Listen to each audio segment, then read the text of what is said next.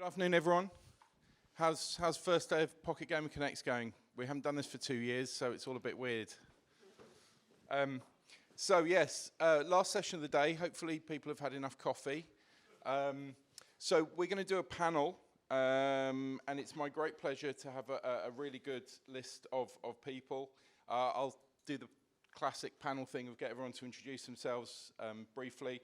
But we're going to be covering how to create authentic and engaging ads, and I think it's interesting to have this subject after we've just had the Gadsby one, because brands are the ones that are looking for authenticity beyond performance often. So I think it'd be interesting as part of the discussion to see what's happening from the mobile side rather than the external advertising world coming into mobile. So I'm going to start off with Dean, who's sitting next to me. Dean, do you want to say hello and give us a quick intro? Sure. Hello. Hi. So I'm Dean. I'm here representing Greenlight Games, which is a mobile games publisher. Started as a mobile games developer back in 2014. But I'm also CEO of Blacksmith Studios, which I'm here for the event for, which is a developer building a battle royale game that's been heavily looking into in-game ads as it goes. Sure. Hey everyone, David here. So I'm working the business development team at AppLovin. Working with our advertiser in Europe. A couple of words about AppLovin if you're not too familiar with us. So we're offering a range of solutions for game developers and app developers to monetize their app and as well help them scale their app. Yeah. So that would be mainly on the monetization side through our Mediation Max and on the UA through our UA discovery platform. Sorry. Hi everyone, pleasure to be here. And my name is Veronica. I'm a business development manager at Kamagames. Kamagames is one of the largest European social casino operator. Our flagship apps are all about casino. It's Pokerist and Blackjackist. We are not gambling. We are in a social casino vertical, so there is no real money component, less regulations. Yeah, so currently we have more than 500,000 daily users and hope to get it raised more. Hi, I'm Jeaneane, and I've been in games since 1998, across online, mobile, PC console, you name it, casino as well, actually with IGT. And I'm currently president of Technicolor Games, where we help game developers build games and design them. So, happy to be here, thanks. I think we'll just share. Yeah, why not? So hey everyone, hope you're still surviving day one, like I know we all are. So I'm Christopher, I'm here representing Infinity Games. I'm currently their head of marketing and growth. So I do both the branding side of the business and the UA side. So both versions of ads covered. Infinity Games, basically, we're aiming to be the entrance gateway through relaxation through gaming. I know it's a niche. We can discuss relaxation and gaming throughout the panel. It's a topic, and I think, yeah, we're just trying to grow. We're from Portugal, one of the only things doing. And yeah, hope you get some good ad insights from us. Hi everyone, I'm Liat, VP Product at Odeeo. We're an innovative ad solution trying to bring audio advertisements into the gaming, specifically mobile gaming, for really the first time. A technological company with an SDK and ad solution, and yeah, that's it. Cool, thanks Liat. And I suppose I should explain who I am because I'm up here moderating and I just dived into it. My name's John Ozumek. I am the co-founder of a PR agency and I've specialised in working in ad tech for about the last 15 years. So along with gaming tech and everything like that, it's a specialisation. So I'm not as good as these guys, but hopefully I'll be able to ask some questions that have some insight and relevance. The first thing I'm interested in, if we're talking about the subject of authenticity, is what do we mean by that? Because advertising, to my mind, operates on two levels. One is for the gamer or the consumer experiencing an ad which might be enriching or interruptive or whatever. And then from the performance side, the brand or the company that's placed that ad, it's got to have a function, it's got to achieve a goal. So can I start with you, Jeaneane, sorry. What's your view from having worked across different platforms on what you consider to be authenticity? What I consider to be an authentic ad I think an authentic ad is one that's really in line with the brand values of that specific brand, for something to be authentic. So do you feel then that, what about the context of the way that ad's delivered, right? Because we're talking about mobile, and very often, again, I might be wrong, and I think this is where David might educate me a bit more, but it can be this, the especially with programmatic advertising, the brand or the publisher might not have an awful lot of choice about where that ad turns up anymore because of the nature of the way tracking has been changed. Right. So do you consider authenticity to be contextual as well? I think so. I think it is part contextual. So it's tricky, right? It's somewhat of a balance. David, do you want to tell me I'm wrong? No, no, I agree. I think there's a lot to do, like, with contextual advertising. For me, the main thing when you talk about authentic ads is really about the user experience, yeah? Like, when you have an ad, you really want the experience to be pretty similar than the actual gameplay, yeah? There's nothing as frustrating as playing, like, let's say you've got a playable ads within a few seconds. You're not able to interact with this one, and ultimately, you don't send a positive message to the user, yeah? And Dean, I'm interested in, because you're currently developing a game, right? So clearly you're looking at ads early on in the game development, how that is going to be experienced by players. So what's your approach to this? So I want to go a little bit offset quickly and put something out there. Something that actually really grinds my gears, even as specifically as a player, but is delivering an ad to a player that isn't authentic for the game they're advertising. So one of the big things I've seen, especially on social media lately, is this advert where, I don't know, the guy's trying to get the gold or to save the lady by moving these metal shafts out the way that will let lava come down or water come down, and you have to solve the puzzle. Oh, okay, that's really cool. Like, I'd love to play that game. So you click it, and it's nothing like that game. It's just clickbait to get them. That really annoys me. And I think to have, like, one thing is having it on social media, but to have that delivered in your game to then deceive, like, not knowingly, obviously, because you don't generally control how much of the adverts that come in your game, but then to have your player click it, go into the game, go, what was that? That was rubbish, come back into your game. You've almost, I don't know, like, ruined that relationship or tainted that relationship there a little bit with your player, because the media that you're showing isn't what they wanted to go and see. And you've probably cost that advertiser a click, because I'm sure it works, and it's the reason they do it, but if they didn't want the game, they've hit it, they've clicked it, they've paid for the ad, the players come back, they're probably a bit meh, and they're potentially then going to leave the game because of the bad experience they've had that you, as a developer, didn't have the control over in the first place. But, I mean, long-term, what I'd like to also talk about later down in the panel is how many ads some developers will show a player. I mean, don't get me wrong, I know there's a lot of money in doing it, but, today playing a hyper-casual game to complete a level that takes, 20 seconds, and then to be hit by, like, either an interstitial or rewarded ad that you can't skip, to then play another level that's 20 seconds long to get another video.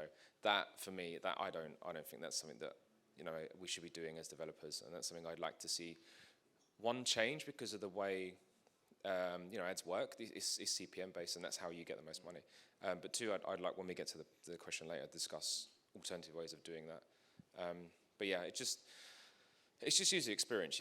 We want to give the player the best experience and have them playing the game as long as possible, and that's how you can show them ads with breaks in between, and ideally get a better eCPM for that, because you're not spamming them with the same thing over and over again. Yeah, I think there's a continual, I think this is where the innovation in ad formats is quite interesting, because I know exactly what you're talking about. I think there was some, I'm not going to name publishers, but early on there were games where it was like, move this thing here, which were completely not representative of the game or the brand or anything, but it was the limitations of the HTML technology at the time. And as we get more ad formats and things, and I think we're going to move on to talk about TikTok as well, opening that up to more creativity is personally where I think authenticity comes from as well.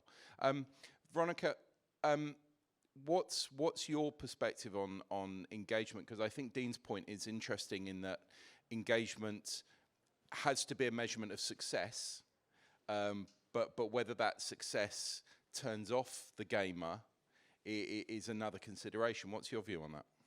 Yeah, so it's really tempting to play with misleads and to attract as much users as possible. But we at Kamagames, we are trying to not to mislead users a lot. Sometimes happens, but we are trying to dwell on the game features. So in our creatives, we are trying to show different angles of our apps. So like to bring an example, we have multi-table tournaments, MTT for short. It's a very specific feature which is familiar for real, true poker players.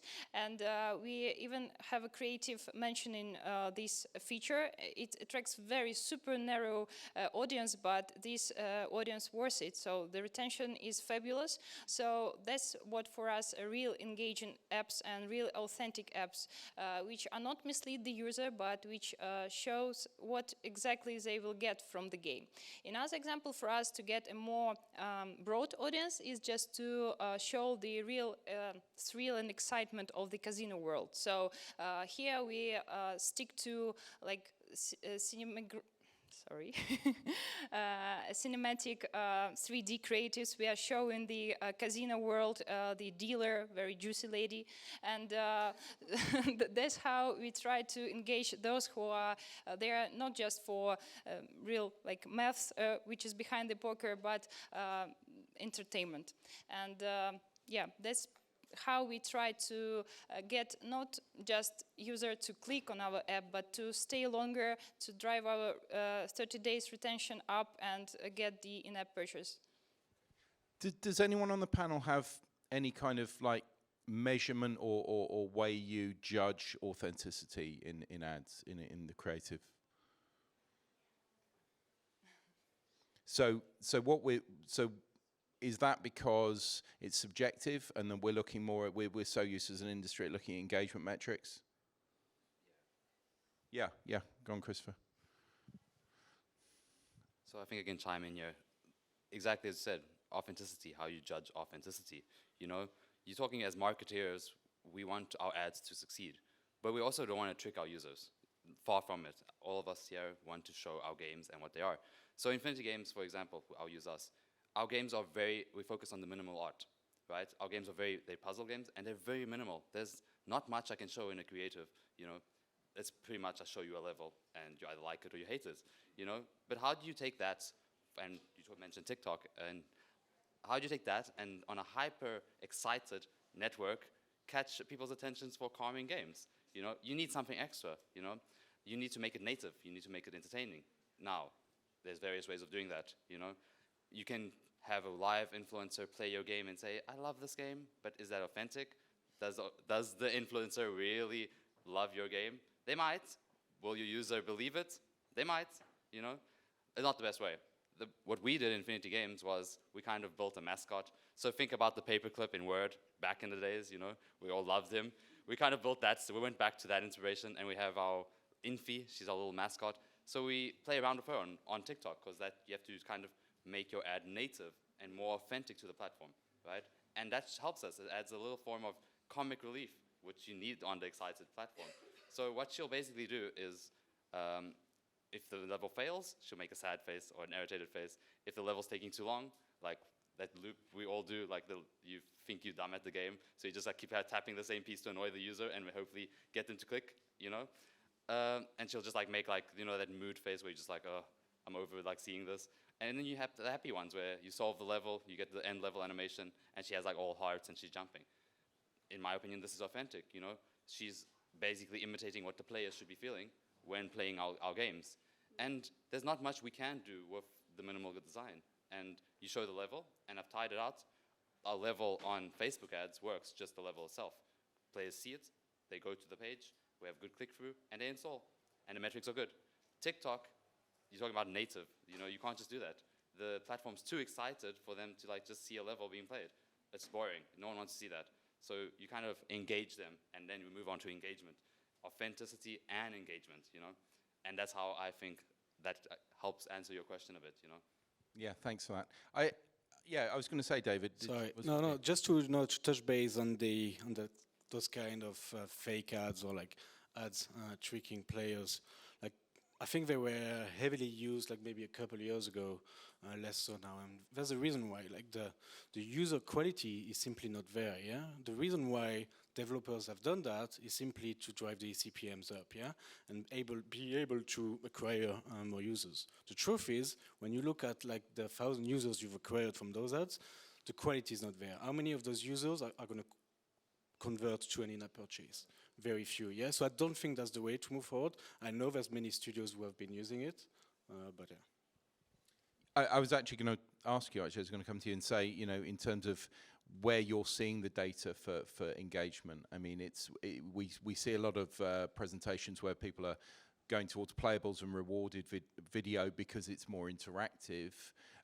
Is there any kind of differences in there? I mean, like for us, like the engagement would be purely the APM. I think it's also important for game developers to understand where they're going to be displayed, yeah? If it's on a rewarded placement, if it's on an interstitial, you can skip the video after 5 seconds. If the user is not hooked after 3 seconds, you lost it.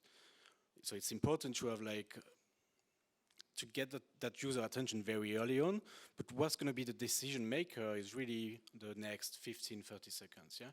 And ultimately, you're able to track where did the users drop off and why did they drop off. And then you can make adjustment within your playable, making sure the experience is nice and easy, and that should drive your IPM up.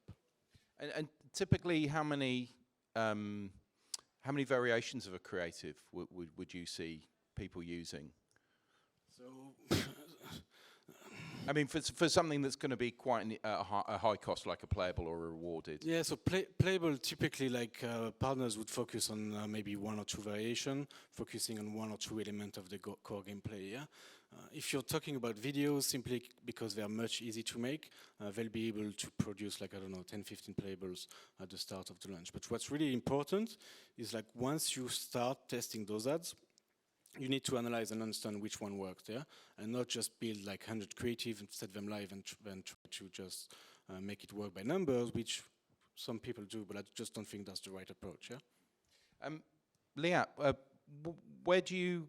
how do you bring engagement in from an audio perspective? Because I think we're very used to the visual engagement of an in-game app, but I'd love to hear about how you use audio differently.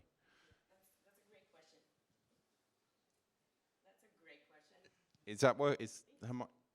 Yeah. Okay. Yeah. So this is a great question, and this is also something that we are trying to figure out with the advertisers that work with us on the audio space. And one of the things that we're trying to evaluate is actually how engaging is the audio ad using different types of accents, using different types of female or male voices that we're trying to test out in terms of the creatives. This is actually something very exciting that might become a big thing in the audio world, is using synthetic voices, which will help us to just create very easily a lot of types of audio ads and try to evaluate them and to understand how they work within the games. So this is also something that we as a company try to evaluate to see how engaging the ads of audio can be, which is very different than video and playables. And it's actually much easier to create using the synthetic voices. Do you have any insight into the difference in performance between an ad that's running with audio as the focus or one that's not? So it depends on what you call performance, right? Because most of the audio ads that currently, at least we're working with, are more brand focused. So it's less of the performance types of ads that we're talking about here. So the engagement is measured more in the types of listen through rates and how much is the user really engaging with the ad until the end of it. So it's a little bit different in terms of how we measure that performance.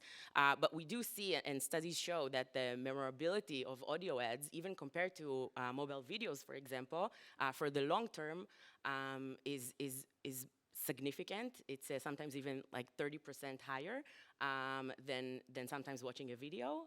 Sonic branding is the oldest trick in the book, something that a lot of brands are using today and also in the past. So it's an interesting thing to also evaluate on audio in mobile gaming. So Dean, you're desperate to talk about your game design thoughts. I'm really interested to know where you're thinking in terms of formats and you know, we're talking about authenticity and engagement. So for you, again, as part of the design process, what are you thinking about in terms of making an experience that's not interruptive and you know, as you were saying before, sort of stays within the context of the gaming experience?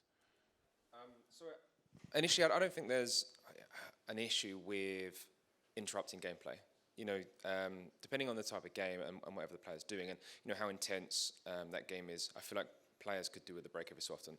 You know, if you're playing, I don't know, a crossword game or matching the jewels, whatever it is that you're developing, then I'm sure you could actually, maybe with some AI, determine how quite intense the game is and say, okay, they could do like a 15, 20-second break, let's give them a rewarded ad and give them a bit of a bonus for watching it.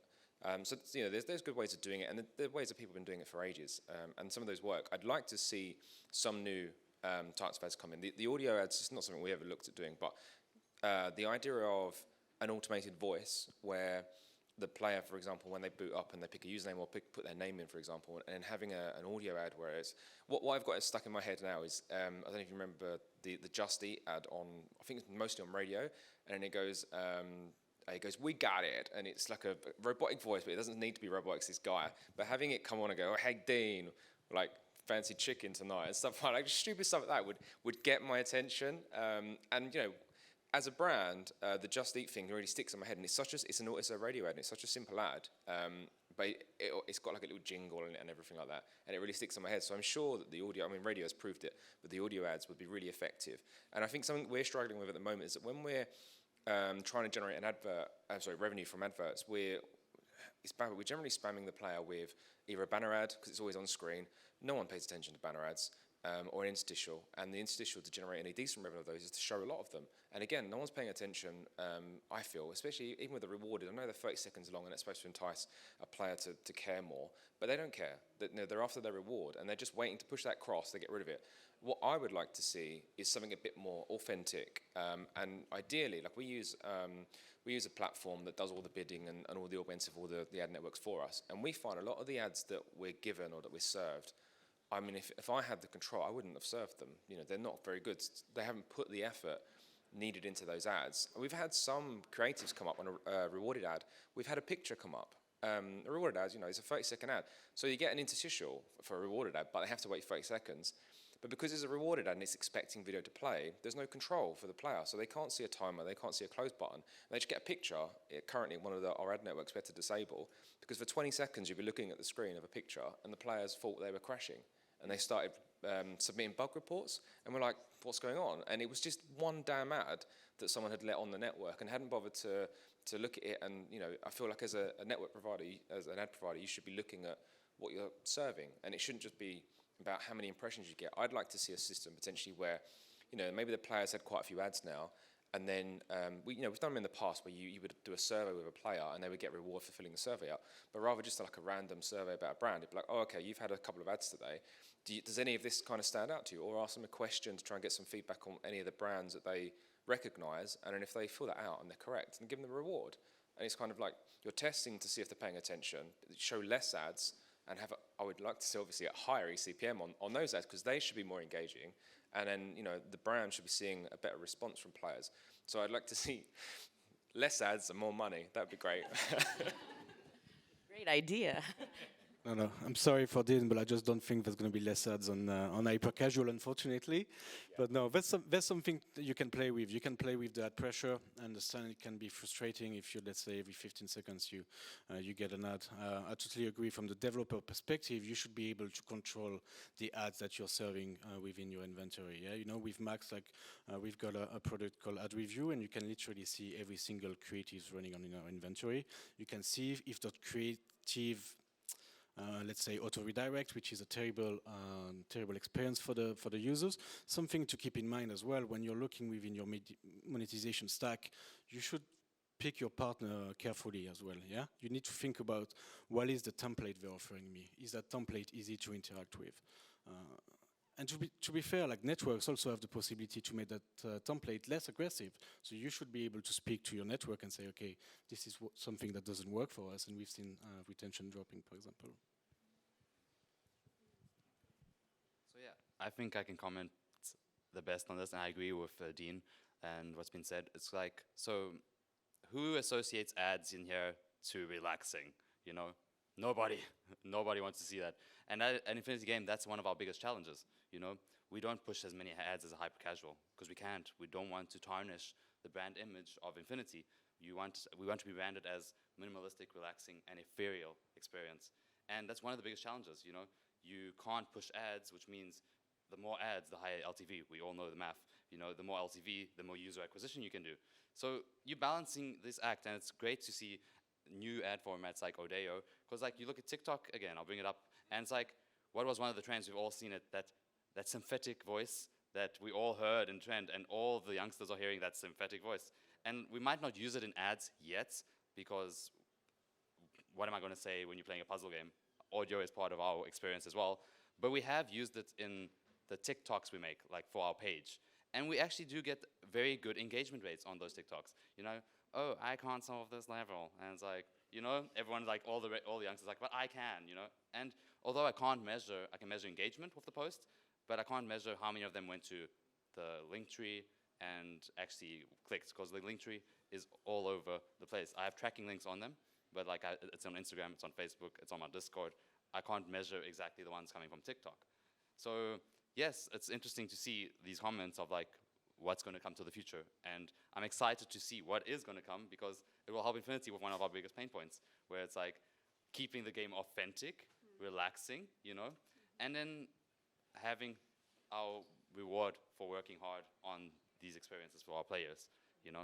And then partly I want to add on here is like, sometimes it's also the players' faults, the ads they see. Let's look at Apple. Like, players don't know what IDFA brought. You see a notification saying allow tracking, they're like, ooh, that's aggressive. But like all that's saying, and our gamers don't know that because we have to communicate, and brands have been struggling to communicate, is saying, no, if you say allow, we can show you ads for you, you know? You like Chanel, we can show you Chanel ads, you know? We can show personal ads for you. And sometimes it's hard to control on our end because we don't have control, you know? And ads like that escape because the user said no, and then they're going to see ads that they don't care about. And that's not our fault. And what can we do? Not much. Just quickly chime in there as well. I think a curve that we've noticed for a while now as well with our games and with other indie games, and obviously I'm a big fan of indies because it's not always about the money. I know it should be, because that's why you get into, well, it's not why you get into business, but it's why you get into the business. But it's about making money. But indies will make a stand, and a lot of games, especially mobile games, we're seeing, and our portfolio has done the same now, is they will advertise on their store pages that we do not force ads on a player. And what we mean by that is that we don't force interstitial ads, which is what mostly hyper casuals do and how they generate their revenue. And we've seen a huge increase in downloads and organic growth and keyword rankings for when people realize that they're not going to be having ads thrown down their throat whilst they play. That they can do a rewarded ad, they can opt in, they can get bonuses, but they don't have to be forced at every round. So I think that's kind of showing us that these formats need to change, and we need something new, such as audio ads. Okay, so I'll just because we've got 10 minutes left, and I'd like to give a good 5 minutes for questions, because I can feel the burning energy in the room coming towards us. So I'll run through everyone, starting with you, Liat. What would you, in an ideal world, what would you like to see for the next evolution of advertising? Again, we're coming back to the idea of authenticity and engagement. What would you like to see happening so that the advertising experience chimes better with the gaming experience and everyone enjoys what they see? Yeah, so this is actually our mission as a company, and we've talked about it here a little bit. One of the things that we are aiming to do is to create a better experience within the game, and specifically hyper-casual, what we've just mentioned here, which is like bombarding the users with a lot of ads. This is something this is actually our biggest currently category that we can improve, is by using audio ads, which are much less intrusive, and they blend into the gameplay, and they don't force the user to just take himself outside of the game, outside of the experience. They can listen to the ad while actually going and playing their game. And this is actually also relevant to rewarded, because the rewarded videos, and they're here to stay, right? Like, this is one of the biggest formats. It's amazing, and it generates the revenue. But with rewarded audio, for example, you can get your reward and continue playing immediately. You don't have to go out of the gameplay for the 20, 30 seconds. You can just continue seamlessly playing. So this is an alternative for some of the players, for some of the games, and it doesn't force you to, as a game developer, to present a video ad once every level, right? So it's like 20-second play, 20-second video, 20-second play, 20-second video. You can just go ahead and blend it with ads that are less intrusive and allows the user to continue the gameplay. See, now I've got this image of like I'll be playing Dean's lovely Battle Royale game, and then I'll be hearing your subliminal audio advert going, buy 20 pizza, minutes. buy pizza, buy pizza.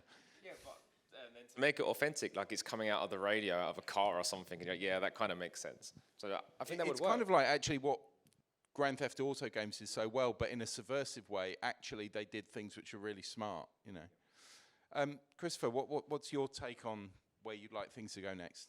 So on the UA side, yes, dedicating and making more authentic ads, pushing creativity to the limit and not relying on gimmicks is kind of what I want to see the industry move forward. We're all striving for the same thing, and users are tired. Like, as you said, pull the pin is old school. You know, we know it's fake. You know, no one's clicking it. Like, literally get to authentic, and literally the new generation, authentic is where it's at. You've seen influencers fall from grace because they're not authentic. That's on the ad side. What I expect marketeers to push forward the branding, push the brand forward, push the creativity forward, engage the platform you're on to work with their spirit, you know. TikTok is creative and fun. Get your creative and fun. Facebook's more a broadcaster. Broadcast seriously, you know.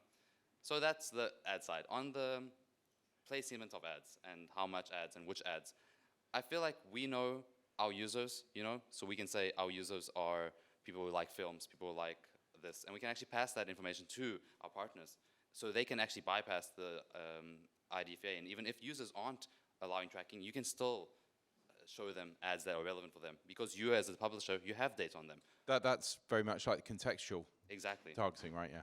What we spoke before. And that's what I would like to see on the ads placement. And it would be a better experience for everyone, because no one wants to see like ads that don't make sense to them. And then plus no one wants to see ads that are fake. So it talks on both the engagement side and the authenticity. And that's what I would see the industry moving towards. Yeah. I think there's definitely some patterns here, right, with what people want to see in terms of ads that are seamless and authentic, as well as personalization, I think, which is key. And I would expect to see more video too, just because of the level of engagement you get from that. Do you think that the influence of TikTok is going to push video more as well? Yes, absolutely. Well, you know, when you look at ads and you look at where are people right now, right, where are people engaging, and you have that many people on TikTok, that's kind of where you need to be, right? But it is, yeah. Veronica?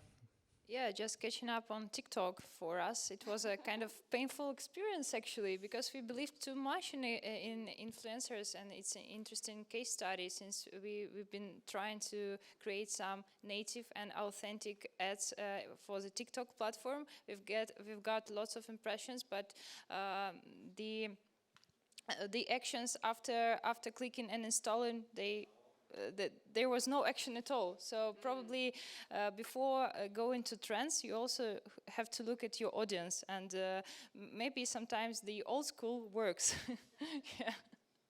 And also for us, we mostly monetize through the in-apps, and we introduced the ad monetization in order to help those users who are not willing to pay, and so for them it's an option to stay in the game. When they are out of their coins, they can look at rewarded ad and go through. So I see a real potential here where you can use rewarded ads also to to motivate your user to stay in your game and also feel a bit more satisfied with this app, which the user can see and play more, and then this ad also will be more appealing because it helps in some way. Great, thanks, David. Yeah, no, I think that's extremely important. Yeah, thinking about the trade-off you're making when you're showing ads. Yeah, if you've got a good game, you're probably like monetizing 2% of your users. Yeah, now the trade-off you can make is huge. Yeah, because you can let over 98% continue engaging in your game, and ultimately you're going to be able to fuel your UA. Where I would like the the industry or the advertising industry to go forward. Simon touched on it just earlier. I think like brands will get access to games.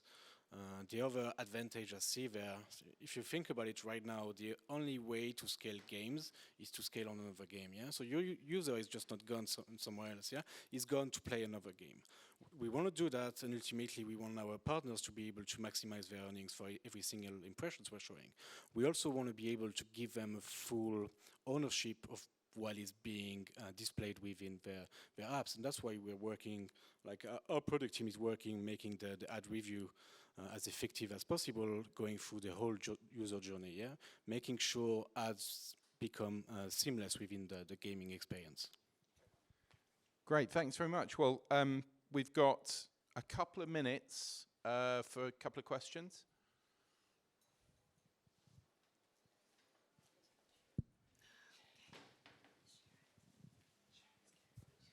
Thank you. Paul Cranwell from AdTonos. We're an audio ad insertion company, but I've been in the audio ad world for a long time. Something that you've all talked about today has been a problem in the audio world as well.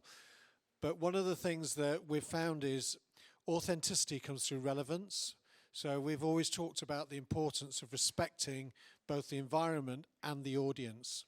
And I think the thing is, we see so much bullshit that as human beings, we now actually have got quite good at spotting it, which is why influencers are now having a problem. And I think when it comes down to something like your environment, one of the things we did years ago in radio, for instance, is we got the RAB to actively help educate the industry.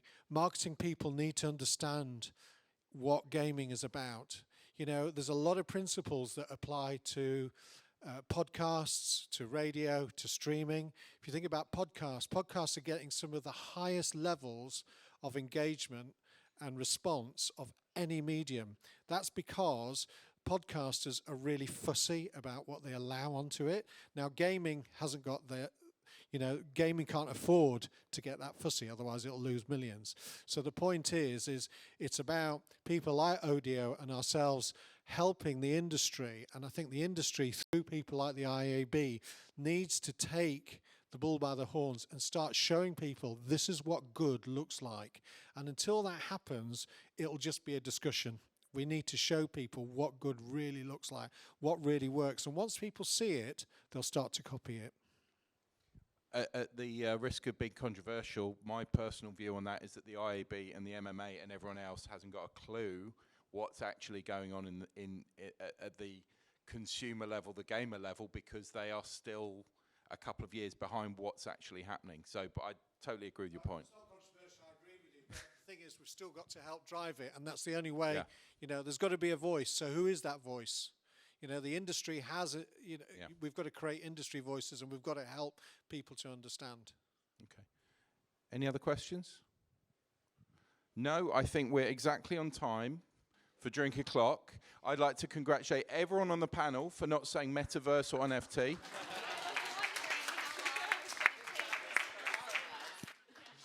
Yeah, thanks very much, and I hope it's been a good day, and we look forward to seeing you all tomorrow.